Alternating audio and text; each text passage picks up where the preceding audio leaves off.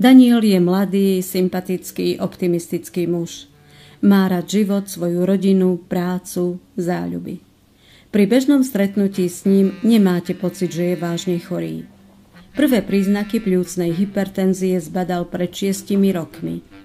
Mal vtedy 30. Tak ono sa to tak začalo, že vlastne išiel som do roboty ako každý druhý deň. Strašné bolesti som dostal do hrudníka. Zostalo mi zle. Musel som si sadnúť. Bolo mi na odpadnutie, ale to trvalo pár minút, ja neviem, 3-4 minúty. A od tej chvíli, potom ma to prešlo, a od tej chvíli som pociťoval na sebe fyzickú únavu, už som nevládal jak predtým. A ono sa to stále, tá únava stupňovala. A to sa stalo v apríli a prešli 3-4 mesiace. Sa to tak stupňovalo, tak rýchlo, že v júni ma manželka poslala doktorovi, lebo mi zostalo zle na stavbe, lebo sme začali stavať. Tak ma poslala doktorovi, no ja som odchádzal z domu, takže hneď som doma a došiel som domov po mesiaci a pol, lebo som chodil po nemocniciach, lebo mi nevedeli zistiť, čo je. A potom v Nitre mne zistili niečo, ale nevedeli presne, čo to je, len vedeli, že niečo je zle. So srdcom najskôr. Tak ma poslali do Bratislavy, v Bratislave som ležal 3 týždne a tam mi presne diagnostikovali, že mám plúcnu hypertenziu. No, tak som došiel domov a všetko sa mi obrátilo. Všetko, čo sme mali naplánované, tak sa to rozsypalo vlastne. Pľucná artériová hypertenzia je jednou z foriem zvýšeného krvného tlaku v pľucnych tepnách. Je to handicapujúce, oslabujúce ochorenie. Vážne ovplyvňuje schopnosti človeka robiť väčšinu bežných činností každodenného života. Mesiace ubiehali a Daniel sa cítil čoraz horšie. Začal sa mu rúcať svet. Stratil prácu, nemohol dostávať dom, musel prekonávať neočakávané problémy. Podporou mu bola manželka, ktorú veľmi ľúbi. Prvé pol roka bolo dosť ťažké na psychiku. Vlastne človek si kladol všelijaké otázky, prečo práve on ochorel. Že vlastne keď by som už aj také otázky som si dal, že keď by som vedel, tak vlastne sa ani neožením. Vlastne to sa zmení, aj rodinné vzťahy sa hneď zmenili. To bolo veľmi zle, akože prvé pol roka. Potom cestou s manželkou sme sa dostali, to trvalo pol roka. Ja som si musel zvyknúť na tú chorobu. Manželkou už ani neviem presne, jak sme sa cestou prehrídli, ale prešli sme cestou vlastne a môžem povedať, že som sa skamarátil s tou chorobou, jak sa hovorí. Bolo to ťažké, no. Bo ja som bola doma na materskej, manžel zarábal, ja som ostala sama. Ani sme nevideli, čo mi je. Bol rozostávaný dom. Požičku sme dali naspäť a všetko ide ako ďalej. Čakáme, stále čakáme. Daniel počas choroby stráca kondíciu. Snaží sa aspoň pomáhať manželke pri domácich prácach, ale aj tie mu už robia problém. Pred chorobou som športoval, som aktívne hrával fotbal a v robotu, to sme robili v robote od pondelka do soboty, vlastne som robil v Nemecku, 12 sme ťahali od rána, od 5, niekedy až 14 sme ťahali do večera, do 7, do 6. Vlastne len v nedeľu sme mali voľnú, vlastne to sa nedá porovnať. Prestal som začal som robiť len ženské roboty vlastne. To je vlastne ženské roboty, vlastne kosiť trávu, ja takú robotu myslím, alebo zametať. Ale už niečo ťažšie, že chlapskú robotu to už absolútne nie. Niečo ťažké, keď som mal zdvihnúť 50 kg, to nebolo nič, akože nebolo problém. A teraz mám problém 10-kilovým kýblom, keď musím zdvihnúť a preniesť, lebo mi to stane zle. To je obrovský skok akože v živote, keď nastane táto choroba. Pľúcna artériová hypertenzia je závažné ochorenie, ktoré nerobí žiadne rozdiely. Objavuje sa bez ohľadu na vek, psychickú či fyzickú kondíciu. Môže postihnúť kohokoľvek a kedykoľvek. Zápasiť s niečím tak samozrejmým a životne dôležitým, ako je dýchanie, je deprimujúce. Ešte donedávna pacientov s touto diagnózou liečili len liekmi, ktoré nedokázali zvrátiť nepriaznivý priebeh choroby. Dnes je šanca na lepší výsledok väčšia. Daniel čaká na transplantáciu pľúc na klinike vo Viedni. Už raz nechýbalo veľa a dostal by nové pľúca. V ten deň sestru zobrali rodiť. Tá nám volala o polnoci, že asi idem rodiť. A na druhý deň, zase o polnoci Danka nám zobrali, že máte nové plúca. Tak celá rodina bola v pohotovosti.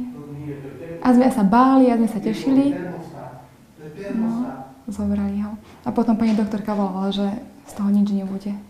A večer prišiel domov. Vynervačení všetci. Ono sa to postupne zhoršuje a je možnosť transplantácia plúc vlastne a tam by sa zase zmenil život vlastne, môžem povedať, že skoro do normálu. Že by som znovu začal fungovať jak človek, môžem povedať. Lebo teraz som naviazaný akože na ľudí okolo seba. Na manželku, na rodinu, na kamarátov. Som pripravený a tak poviem otvorene, že ledva čakám, kedy by som mohol ísť na transplantáciu. Akože dosť veľa o to čakám, akože zlepšenie.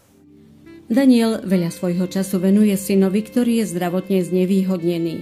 Spolu sa učia, hrajú, čítajú. Jeho veľkým želaním je, aby spolu s manželkou a synom mohli opäť chodiť na dlhé prechádzky, vrátiť sa k práci, ktorá ho naplňala, s kamarátmi si zahrať futbal. Po transplantácii človek môže sa prirovnať zdravému človeku. Aj výkonnostne môžem povedať. Lebo stretol som sa s ľuďmi, ktorí boli to po transplantácii a nevedia si to vynachváliť vlastne. Ďalej čakáme, nič. Uvidíme, čo bude. Dúfam, čím skôr to bude. Nech už je lepšie. Transplantácia pľúc je zatiaľ na Slovensku východiskom len pre malú časť pacientov. Najmä preto, že pre väčšinu z nich nie je transplantácia vhodná. Aj preto, že mnohí sa jej pre nedostatok darcov ani nedočkajú.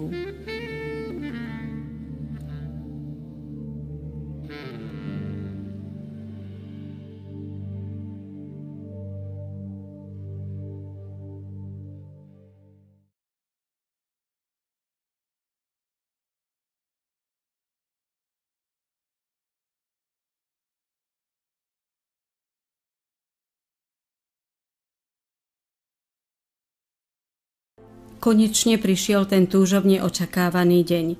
Daniel aj so svojimi blízkymi bol práve na oslave narodenín svojej tety, keď zazvonil telefón. To, čo práve počul, sa mu zdalo ako sen. Máme vhodného darcu. Príde pre vás sanitka. Vo Viedni vás už čakajú. 36-ročný Daniel dostal nové pľúca. Keď sa aspoň trošku zotavil, išli sme do Viedne za ním aj my s malou kamerou.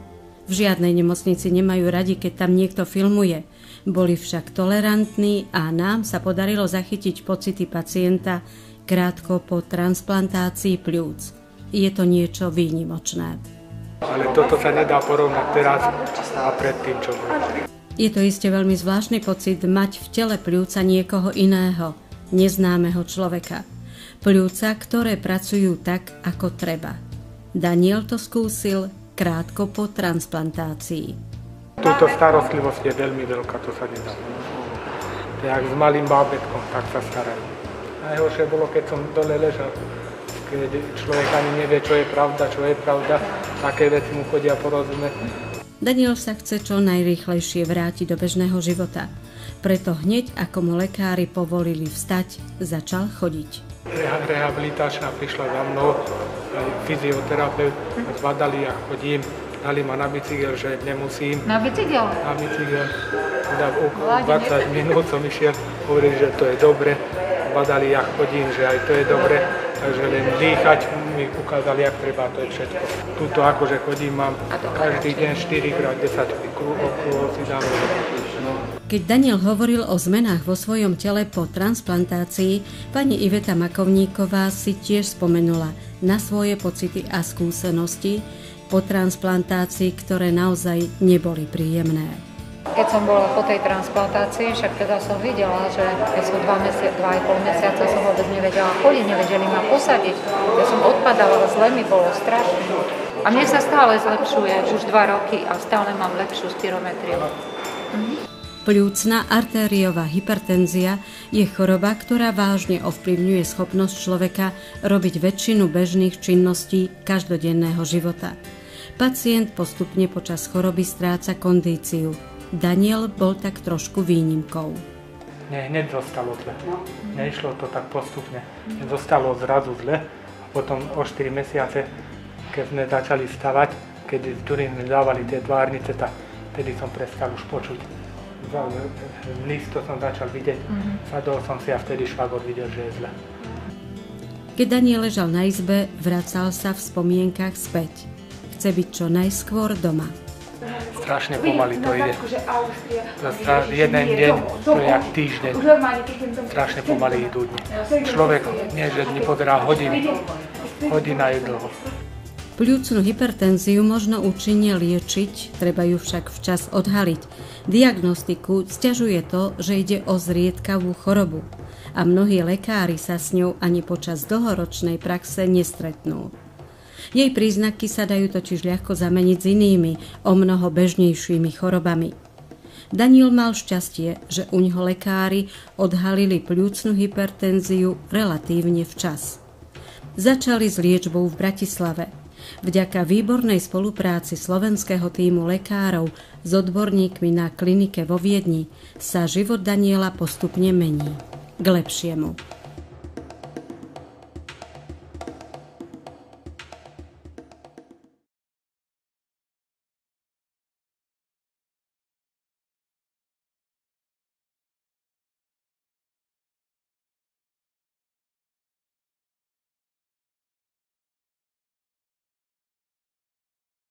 Neverili sme vlastným očiam, keď sme v záhrade zbadali Daniela. Kosil trávu, potom zasa pomáhal robotníkom pri dostavbe domu. Mali sme pocit, že to, čo vidíme, je malý zázrak.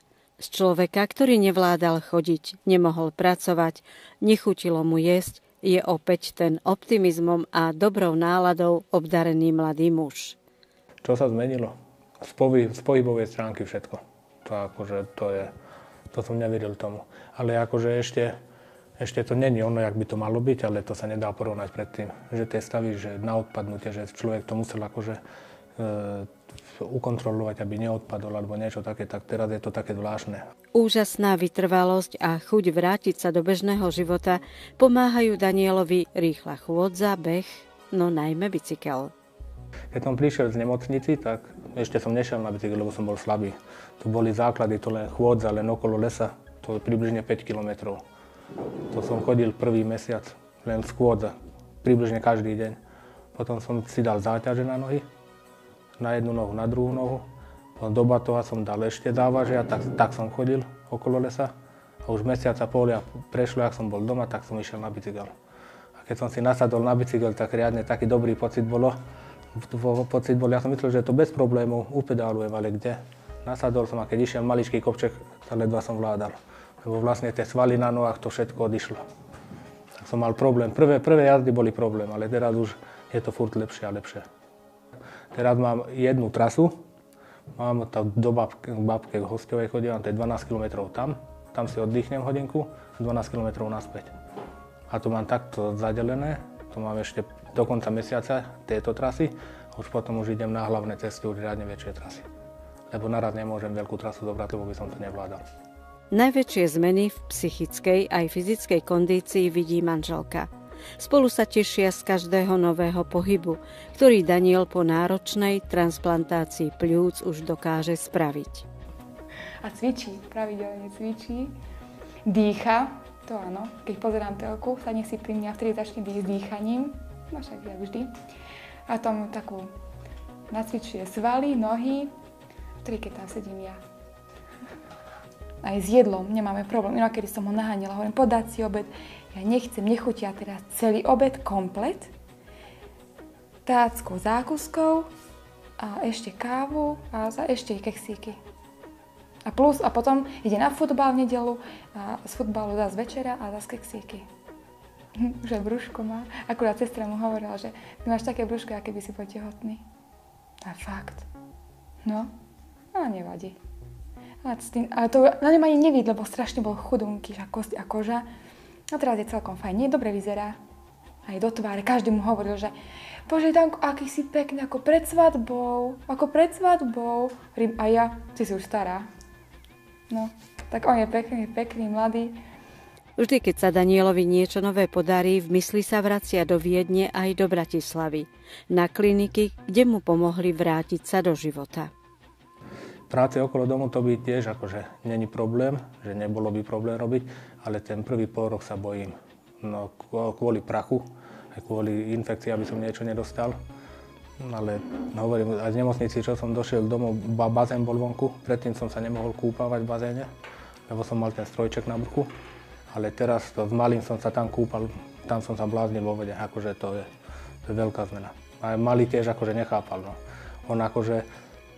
On mal 4 roky, 5, keď ja som ochorel približne. On ma absolútne nepoznal predtým, aký som bol a cez chorobu som bol taký pre neho taký prispatý, tak povedané, no. Pomaly vo všetkom. A teraz sa čuduje, hovorím, keď som utekal za ním, ten sa smial, lebo ma videl prvýkrát utekať, keď som ho naháňal, no. Zo dňa na deň sa Daniel cíti lepšie. Pracuje okolo domu, nad návratom do zamestnania uvažuje až neskôr. Zatiaľ je na plnom invalidnom dôchodku. On povedal, že pol roka nič, že to nie. Aj s rúškom málo. Čo aj cez leto keď som bola vonku, aj cez leto, keď som kosila. Keď odišla kosačka, ešte vždy mal rúško. Vždy. A nie, nič. Ani neprerábame, nič. Každý bol okolo mňa navyknutý na to, že aby mi pomáhali aj teraz. Ja keď niečo idem robiť vonku alebo niečo dvíhať, tak furt utekajú pri mňa a hneď oni. Nie sú oni zvyknutí na to, že už môžem akože tu robiť tú ťažšiu robotu. A ja akože aj sa skúšam sám, že koľko vládzem, aj zdvihnúť alebo báčo predtým 20-25 kg, to kde by som ja mohol zdvihnúť. Alebo syna si chytiť na ruky a s ním sa blázniť, to sa nedalo. To by som nevládal. Teraz není problém. Na budúci rok, keď všetko bude v poriadku, by som chcel nastúpiť do roboty po tom roku. Keď z fyzickej stránky aj zo zdravotnej stránky bude všetko v poriadku, kvôli tomu aj chodím na bicykel, aj posilujem, aby sa svaly vrátili. A nejakú robotu by som si chcel nájsť. No, neviem jakú, ale dúfam, že sa mi podarí niečo nájsť. No. Je to iste veľmi zvláštny pocit vedieť, že vo vašom tele sú pľúca iného človeka, že vďaka nim žijete, dýchate, tešíte sa z každej maličkosti. Najprv po operácii, ale už keď som bol v Bratislave, keď som už mal taký čistejší rozum, tak vtedy párkrát ma aj napadlo, že ten darca, ktorý mi dal akože orgán, že umrel a mám v sebe druhý orgán, ale teraz počasie akože už nad tým ani neuvažujem. Akože ja som veriaci človek a keď som aj došiel domov, tak až akože dali sme za ňo aj omšu a pomodlil som sa za ňo aj v kostole. Teraz bude všetkých svätých 1. novembra, tak určite si zaspomínam na neho, aj sviečku mu zapálim pri kríži, to áno, ale z tejto psychickej stránky niečo nemám nič. Pľúcna hypertenzia je ochorenie, ktoré je veľmi deprimujúce. A mnohým pacientom môže pomôcť len transplantácia pľúc. Rozhodnúť sa pre ňu nie je však vôbec jednoduché. Tak ja by som im určite doporučoval, že keď už budú na takej úrovni, že treba sa dať operovať, tak určite nech idú. Nech nad tým ani neuvažujú, že nepôjdu. Lebo so mnou bola jedna pacientka vo Viedni a tu chystali na transplantáciu a tá sa tam rozplakala, že ona nemala podpísať papier na transplantáciu. A potom som sa s ňou stretol v Bratislave a hovorila, že som mal pravdu. Není o čom váhať a každý človek to vníma inak, každý organizmus je iný a ja si myslím, že treba absolvovať, čo sa dá a urobiť všetko preto, aby človek bol zdravý. Či darovať orgán alebo nie, tak ja si myslím, že orgány by mali darovať. Lebo ten človek, ktorý není chorý, tak ten nevie pochopiť, čo to je znovu žiť. Príbeh pána Daniela nás primel k tomu, aby sme si uvedomili, akú obrovskú cenu má zdravie. Čo všetko človek stratí chorobou, ale aj to, čo dokáže za pomoci lekárov, rodiny, no hlavne silou vlastnej vôle získať.